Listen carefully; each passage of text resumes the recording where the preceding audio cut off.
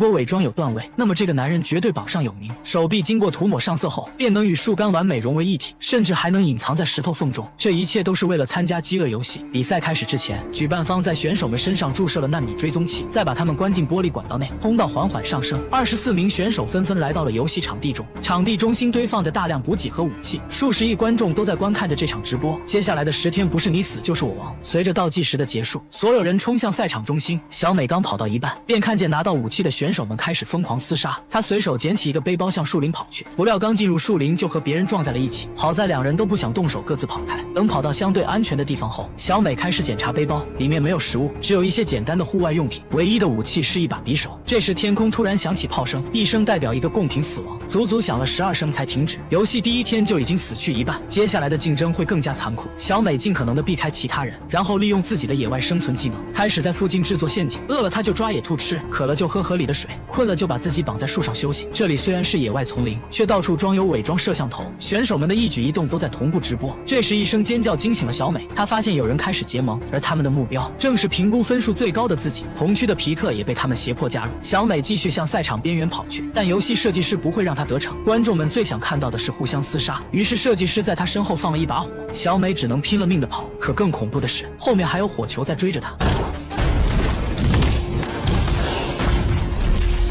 设计师能够随意控制场内的大树，从而干扰他的逃跑路线。小美被迫跳进河里，刚好被结盟小队发现。他们像野狼发现兔子一样追杀着小美。小美腿部受伤，只能爬上大树躲避。好在这群人不会爬树，弓箭射的也不准。皮特建议大家在树下守株待兔，关键时刻，场外的导师通过关系为小美拉票。随后一份补给空降到了小美手上，这是能够快速恢复伤口的金创药。第二天，小美的伤口便完全愈合。这时年龄最小的云香出现在树梢上，他提醒小美可以利用旁边的蜂巢脱困。于是小美忍受着毒蜂的刺痛，用小刀一点点锯断了树枝。随着蜂巢的掉落，大量变异杀人蜂飞出，树下的几人只能四散而逃。跑得最慢的金发妹被杀人蜂包围，等到小美过来时，她已经不成人样。小美顺手捡起地上的弓箭准备离开，不料杀人蜂的毒液很快让她晕了过去。等她再次醒来，已经是2天之后，伤口上敷着草药，武器也在身边，是小云香救了她。两人饱餐一顿过后，决定联手去资源库偷物资。云香在另一处生火吸引注意力，对方只留下1人看守物资。小美觉得机会来了，可刚想出动，却被别人捷足先登。只见一个女孩用凌波微步偷走了补给，小美这才意识到补给周围布满了炸弹。不过女孩引开守卫后，给小美创造了机会。通过细心观察，她决定射掉袋子里的苹果，引爆炸弹。不料炸弹的威力太大，竟把补给也炸得灰飞烟灭。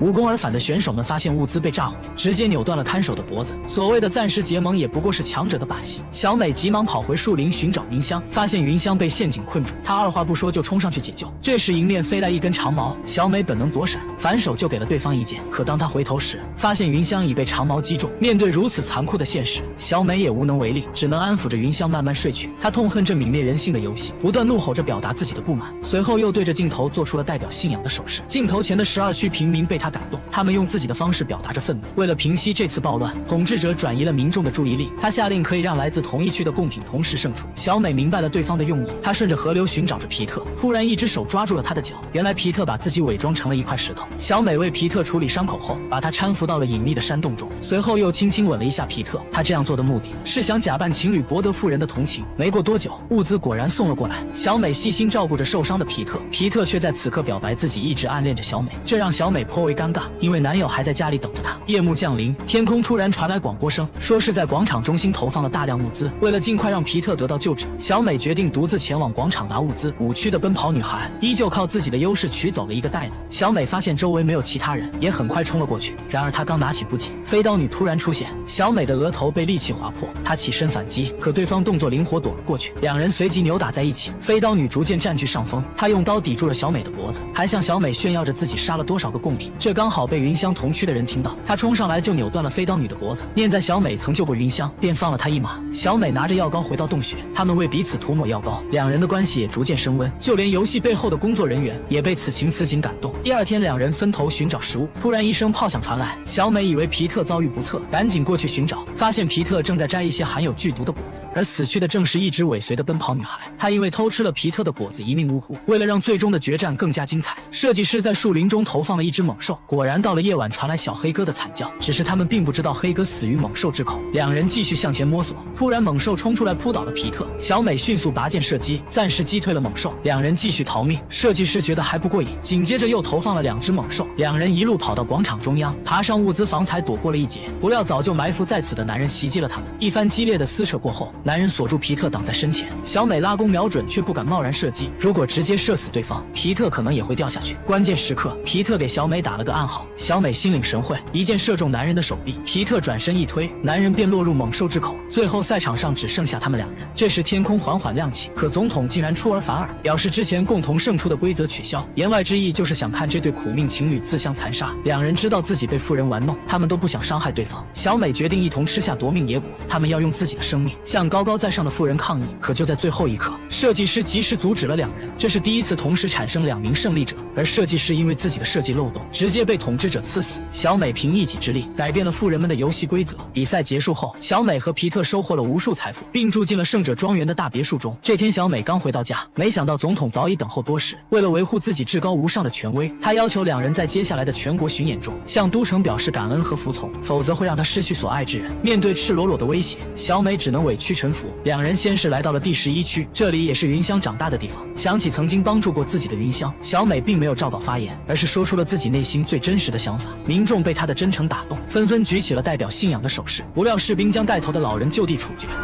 为了保护无辜的民众，小美在其他区的演讲上只能照稿发言，但有些年轻人知道这不是实话，依旧高举着信仰之手，他们的下场可想而知。然而随着时间的推移，民众们反抗的情绪越来越严重，包括总统自己的孙女竟然也开始模仿起了小美的发型。嘲笑鸟已经成为了一种信仰，这样下去事态会越发严重。为了让民众们乖乖听话，总统开始加大施压力度。第12区的黑市商品被士兵扫荡一空，小美青梅竹马的男友被他们抓起来严刑拷打。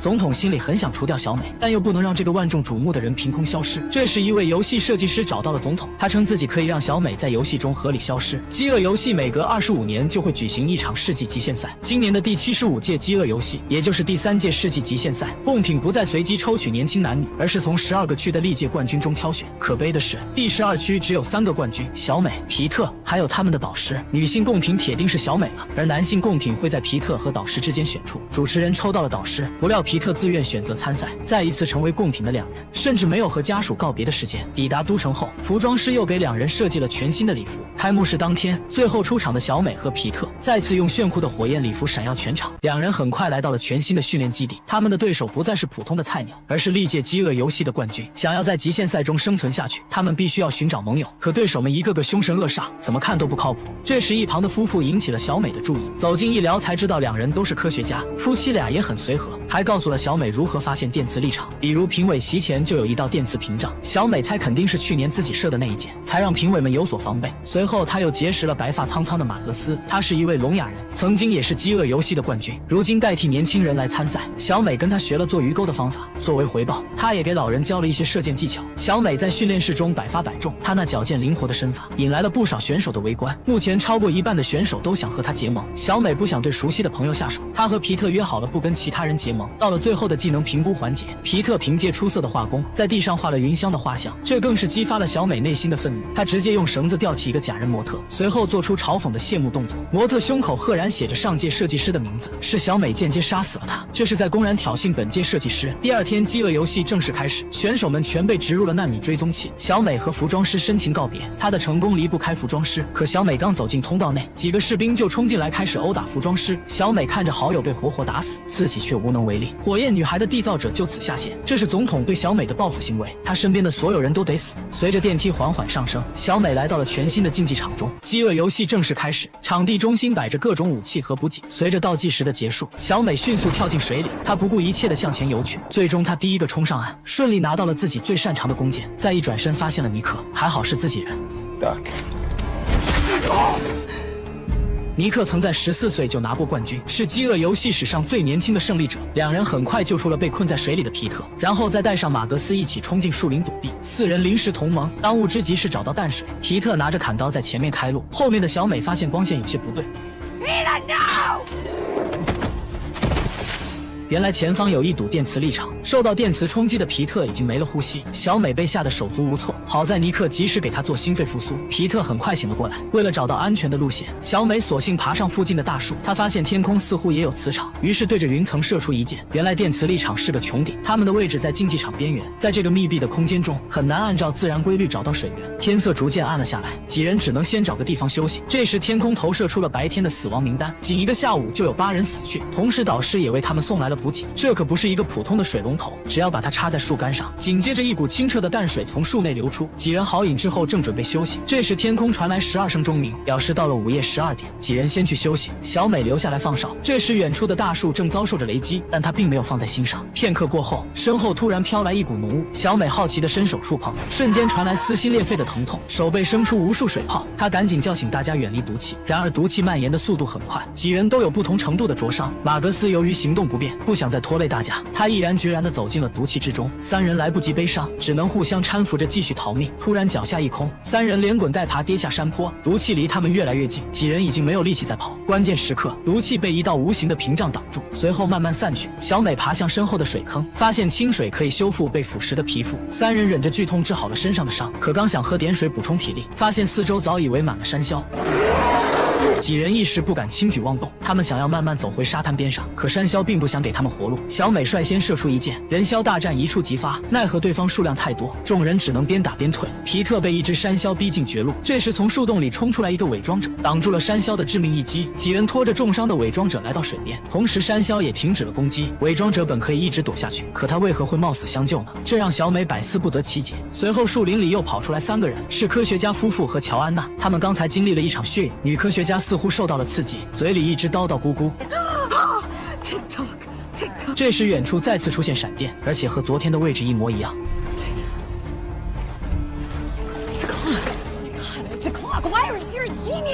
这个表盘形状的竞技场被分成了12个大小相同的区域，每个时间点都会在固定的区域发生灾难。午夜12点和正午12点会有雷电，1点会有血雨，2点是毒雾，3点会有变种山魈出没，10点会发生巨浪。除了这5个时间段以外，暂时还不清楚会发生什么。这时脚下的地面发生剧烈转动，原来设计师发现他们已经掌握了规律，想要企图扰乱方向。大家尽可能的抓住地面，防止被甩出去。可小美还是体力不支掉进了水里，这时设计师才满意的停止了转动。好在大家都并无大碍。没过多久，小美又在树林中听到了同伴的叫声，可再仔细一听，发现这是嘲笑鸟发出的声音。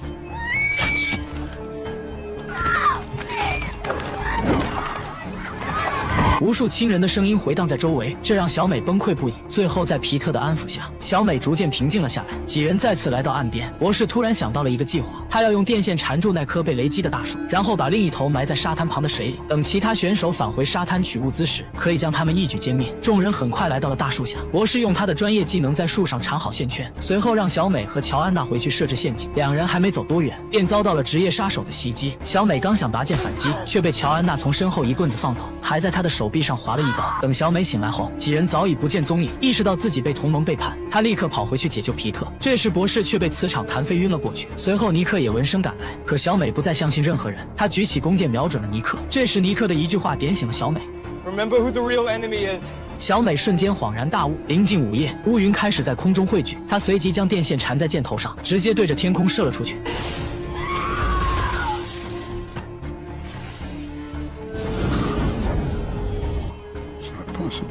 最终穹顶被强大的电压撕裂，小美瘫痪在地上动弹不得。片刻过后，一道希望的曙光照向小美，最终被收尸的飞行器抬走。当她再次醒来时，发现身边躺着昏迷的博士。小美悄悄拿起针管防身，没想到打开门之后，看到导师和尼克与游戏设计师混在一起。原来设计师来自消失的第13区，这届饥饿游戏从一开始就被他们策划好了，除了1区和2区以外，大部分参赛者都知情，没有让他和皮特知道计划，其实是在保护他们。这就是为什么伪装大神会舍命相救。落水时设计师会立刻叫停。乔安娜割伤他的手臂，也是为了帮他取出追踪器，而博士拉线的目的是想利用雷电来破坏竞技场，不料被2区的杀手打乱了计划。乔安娜和皮特也被总统抓走。随后小美被送到了新建的第13区，盖尔告诉她，饥饿游戏结束之后，总统派飞船炸毁了第12区，只有少部分人逃了出来，他的母亲和妹妹都还活着。得知自己的家乡被毁，小美的眼神有了明显的变化，真正的革命即将开始。原来曾经被国会夷为平地的第13区，一直隐藏在地底深处，眼前这位英姿飒爽的的女人，正是反抗军的首领柯因。他们向小美解释道，饥饿游戏结束后，有7个地区同时吹响了反抗的号角。正是因为小美不甘屈服的精神，让无数民众看到了希望。反抗军不计代价救小美出来，就是想让她继续作为引路人，让更多地区加入反抗阵营。然而小美并不在意这些，她现在只关心皮特的安危。为了激起小美内心的反抗精神，盖尔带她回到了家乡。眼前的场景让小美彻底崩溃，曾经的家园早已面目全非，只剩下轰炸后留下的废墟，地上被烧焦的尸体让人看了触目惊心。这一切都是因她而起。然而她的房子却安然无恙，花瓶里还放着一朵白玫瑰，说明总统来过这里，这是一个警告。与此同时，斯诺总统为了镇压民众，开始全国直播演讲。他称反抗军为叛国者，并在全国观众的注视下，将几名反抗者就地处决。没过多久，小美在电视上看到了皮特的身影。皮特作为采访嘉宾，一直在为小美说话。他表示小美从未参与过反抗运动，还呼吁大家放下武器投降，因为杀戮不能解决问题，只会让生活变得更加糟糕。显然，皮特是在为国会区发言。这番言论惹怒了电视机前的反抗军们，他们认为皮特是一个叛徒。可小美始终相信皮特，他是被国会威胁才会说出这样的话。为了救出皮特，小美和柯因达成了协议，她愿意用嘲笑鸟的身份为反抗军发声，条件是反抗军必须救出皮特和其他贡品，并赦免他们的一切罪行。为了让小美更加配合，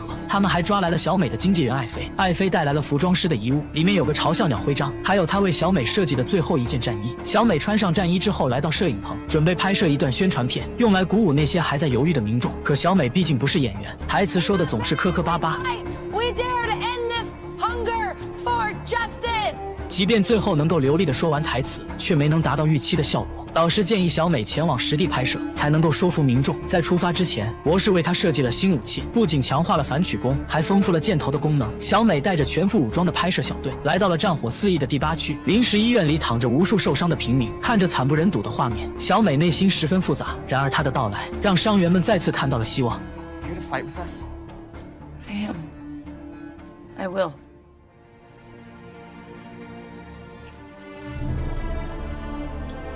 受到鼓舞的民众纷纷举起熟悉的手势，小美已然成为了他们的信仰。然而他们的行踪很快被总统发现，小美一行人刚离开，医院大楼就被夷为平地，伤员无一幸免。看着眼前被炸毁的大楼，想想那些惨死的伤员，小美内心的愤怒被彻底激发。 You can torture us and bomb us and burn our districts to the ground. But do you see that? Fire is catching. 宣传片很快在各大区传开，受到鼓舞的民众无所畏惧，哪怕身后是全副武装的国会士兵，他们依旧没有停下脚步。民众纷纷爬上大树，树下的士兵疯狂扫射，可下一秒，他们就被炸得粉身碎骨。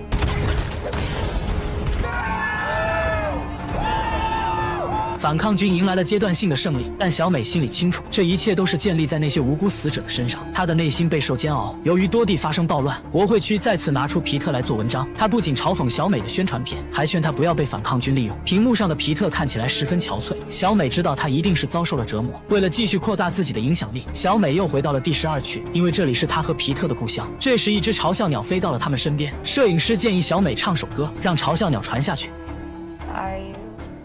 Are you coming to the tree? 后来这首歌被广为传唱，越来越多受到鼓舞的民众开始了反抗运动。他们手无寸铁，却敢义无反顾地冲向国会电站。前面的人群被射杀倒地，后面的人继续跟上，直到把炸弹送进大坝。随着一声巨响，发电站被炸毁，国会区陷入了停电状态。可他们依旧用备用电源，让皮特继续在电视上指责反抗军滥杀无辜。与此同时，博士利用黑客技术强行插入了小美的画面，这让皮特恢复了短暂的理智。他告诉小美，国会区正准备轰炸第13区，让他们赶紧躲到安全地带。柯因相信了皮特的警告，赶紧让所有人躲到地下避难所。没过多久，轰炸机果然来了。好在他们并不清楚13区的具体位置，只是在地面上胡乱轰炸。反抗军撑过了这场空袭，柯因决定继续拍摄视频，告诉其他区他们的嘲笑鸟依然活着。可当小美来到地面，发现满地都是白玫瑰，这是总统给她的最后警告。如果再继续配合反抗军，他们就会杀掉皮特。这一刻，小美退缩了，她不想拿皮特的生命去冒险，不愿再为反抗军录制视频。这时，导师找到了小美，称他们已经有了新的计划，现在由尼克出镜直播演讲，吸引国会的注意力，同时派出一支突击小队前去营救皮特。营救小队趁着夜色潜入了国会区，他们在训练基地寻找皮特等人。这时灯光突然亮起，国会区恢复了电力，直播信号也被切断。为了继续掩护小队的行动，小美要求与总统进行对话。转播信号很快恢复正常，小美请求总统能够放过皮特，他会为自己的行为负责。不料这个老狐狸早就发现了他们的行动。 Don't you think I know your friends are in the tribute center? 总统直接挂断视频，小美再度陷入绝望。可没过多久，救援小队带着皮特和其他幸存者平安回到了第13区。盖尔称是总统故意放他们回来的，这背后肯定又是另一个阴谋，但他们也只能走一步算一步了。小美看着骨瘦嶙峋的皮特，心里很不是滋味。可下一秒，皮特突然发狂失控，他死死掐住小美的脖子不放。等到小美醒来后，发现自己的脖子被打伤了指甲，连声带也受到了损伤。原来皮特已经被药物控制，越是自己最在意的人，就越想杀死对方。这正是总统的诡计，他把皮特改造成了刺杀小美的人体武器。可就在这时，科因却向反抗军大声宣告，他们已经赢得了阶段性的胜利。所有人为此欢呼雀跃，只有在病房里的小美始终乐不起来。小美看皮特变成这般模样，恨不得将总统五马分尸，于是她主动申请来到前线战斗。总统派出最精锐的军队镇守第2区，他们龟缩在山上的堡垒之内。反抗军久攻不下，损失惨重。盖尔提议制造山体滑坡，将敌人活埋，这在小美看来是惨无人道的行为。于是小美要求留下一个出口，让那些无辜平民撤退。可事实并非她想象的那样简单。小美好心帮助，却被男人劫持。小美告诉他应该开枪，可这样高兴的只有总统。大家都是受害者，不应该互相残杀。男人最终放下了手中的枪。小美继续劝其他人放下武器。We all have one enemy, and that's snow.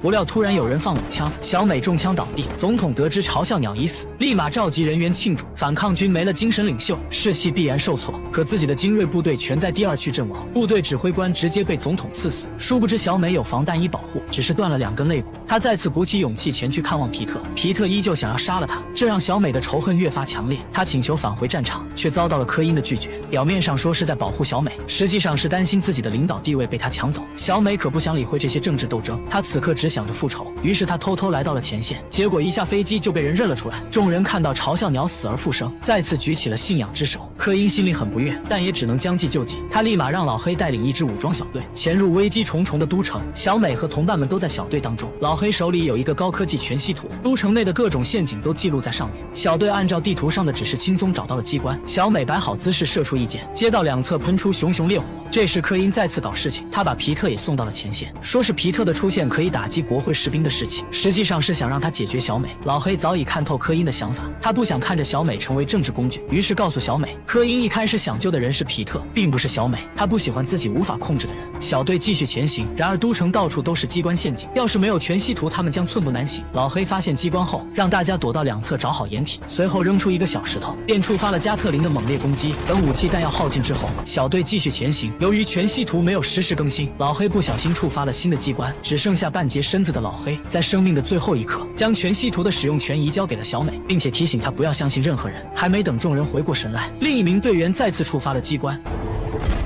海量石油如潮涌般向他们袭来。这时皮特突然攻击小美，另一名队友上前帮忙，反被皮特推进了石油之中。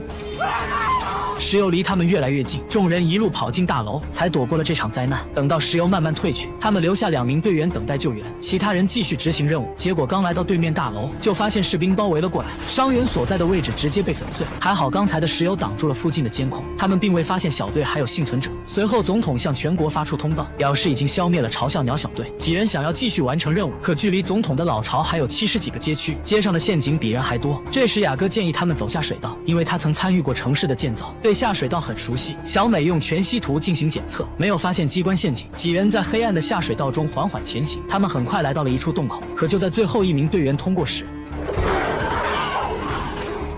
这是总统释放的变异蜥蜴人，众人只能边打边退。蜥蜴人越来越多，小美几乎射完了手中的箭。好在雅各很快找到了逃生通道。尼克为了掩护小美撤退，一直战斗到了最后。可就在他爬上梯子的瞬间，直接被蜥蜴人拽了下去。小美只能忍痛扔下炸弹，结束了尼克的痛苦。剩下几人很快来到了地铁通道，不料通道内早已布满陷阱，一名队员瞬间被光束粉碎，同时身后的地面开始爆裂。关键时刻，皮特突然发作，结果连医生都治不好的皮特，直接被小美的一个吻成功唤醒。随后在金发姐的带领下，他们来到了都城的朋友家躲避。与此同时，总统为了保护都城的市民，让他们全都来到自己的府邸避难。小美认为这是一个机会，于是她和盖尔乔装成都城市民，跟着人群向总统府走去。路上有士兵在检查市民的身份，可就在他们快被发现的时候，身后传来了剧烈的爆炸声，原来是反抗军攻进了城内。2人赶紧找掩体躲避，不料装甲车直接被炸弹掀翻，盖尔也被冲上来的士兵抓走。小美继续向总统府靠近，这时天空飞来一架飞机，并投下了大量补给。都城市民纷纷伸手去抢，不料这些补给是炸弹，无辜市民在爆炸中殒命。小美也被冲击波震晕过去。当她再次醒来，看见妹妹的救援队在不远处，她刚想上前和妹妹会合，突然一颗炸弹从天而降。当小美再次醒来时，已经是2天以后，反抗军打赢了这场战争。小美来到总统府的后花园，见到了早已沦为阶下囚的老总统。原来对方已经身患重病，他随身佩戴的白玫瑰就是为了掩盖嘴里的血腥味。但有一件事他必须说清楚，原来最后投下的炸弹并不是他的命令。大势已去的他完全没有必要轰炸自己的市民。小美半信半疑地回到住处，她质问盖尔斯诺总统的话是否属实。盖尔虽然没有正面回答他，但他心里已经有了答案。随后科因召集了一些重要人员，并宣布自己将担任临时总统。他将会重启饥饿游戏，让都城市民像他们一样自相残杀。大家纷纷表达了自己的看法，最关键的一票落在了小美身上。一向善良的小美竟然同意了，条件是必须由自己来处决斯诺总统。处决日当天，嘲笑鸟身着黑色战衣，他在众人的欢呼声中缓缓走向了行刑台。施惠国即将走向新的纪元，女总统沉浸在胜利的喜悦当中。小美张弓搭箭，瞄准了绑在柱子上的老总统，她的眼神逐渐变得犀利。下一秒，小美调动箭头，倒下的竟然是女总统。这一刻，她终于明白，自己的敌人不是某个总统，而是统治者带来的暴政。小美给自己准备了一颗毒药，好在关键时刻被皮特阻止。老总统被愤怒的人群撕碎，女总统的野心也落下了帷幕。最后，民众通过选举选出了大家认可的领导人。影片的最后，小美回到了第12区。更令她没想到的是，皮特竟然也回到了这里，两人终于过上了没羞没臊的生活。